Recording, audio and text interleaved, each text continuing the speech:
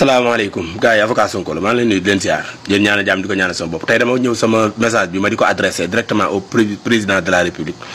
monsieur Bassirou Diomaye Faye ak son premier ministre président Ousmane Sonko. Message bii nag xel dégloo xel la laaj damay wax ci li nga xam ne si moo xew ca dëkk ba muy ci mbirum Cheikh Omar Diagne laay wax ma ci wax président ne ko président. gis nga Cheikh Omar Diagne mii ngeen jël taf ko seen wet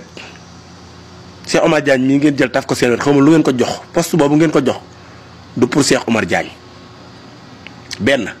mooy Cheikh Omar Diagne dafa am étiquette boo xam ne si ñëpp moom lañ ko jox ci këri diine yi te nag bu dëgg rek dee dëgg Cheikh Omar Diagne loolu taf foofu étiquette boobu ñu ko tafal loolu la dafa contre këri diine yi dafa contre këri diine yi Cheikh Omar Diagne ak moom kese ak lu jëm ci diine. jàpp na ne maanaam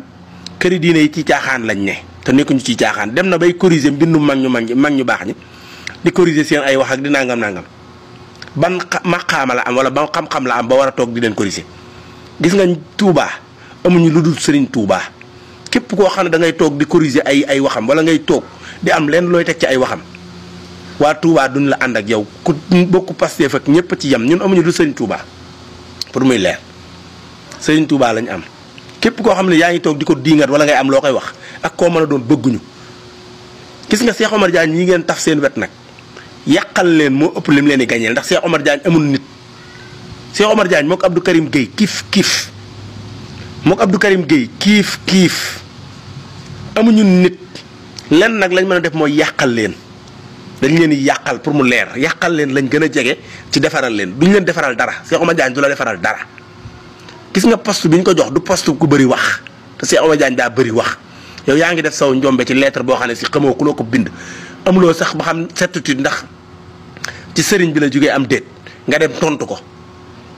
lettre boo xam ne si man ci information yi ma jot nee nañ sax du Cheikh Omar Diagne moo waroon tontu lettre boobu Ousseynou lii nee nañ moo waroon tontu lettre boobu yàkkamti nit yi tarixa yi moo tax mu jël lettre boobu dem tontu ko ñiy wax loolu préguñu Cheikh Omar Diagne ñëw ci organiser conférence de presse am di wax ay bêtises ba kañ Sénégal ñëpp war a am poste mais Cheikh Omar Diagne yéen yàqal leen la gën a jege ka defaral leen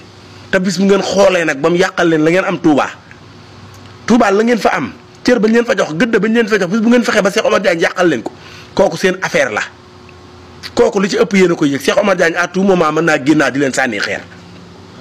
à tout moment mën naa génnaat yori dojam di leen ko dóor ndax Abdou Karim Gueye la wax naa leen ko Cheikh Omar Diagne ak Abdou Karim Gueye benn lañ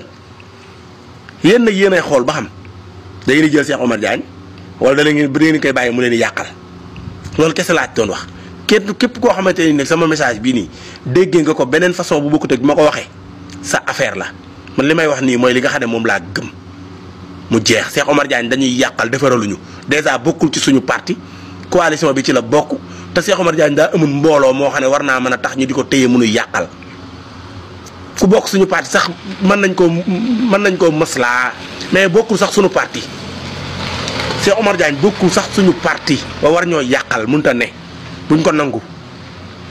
lañ am Touba dafa rëy de te bu ñu xoolee ba Cheikh Omar Diagne yàqal ñu ko danañ tàkk jëppét. dèjà saay-saay yi nga xam ne bëgg nañoo yàqal président Diomaye yëpp ñu ngi jaar ci coow lii nii ci Cheikh Omar Diagne lañ bëgg a jaaree gis naa Modou Boussa Dieng ci Cheikh Omar Diagne la bëgg a jaare pour di xarab président Diomaye yar la fay wane Touba yar teggin baax lu ne la fay wane mais Cheikh Omar Diagne moom yàq lépp lay def.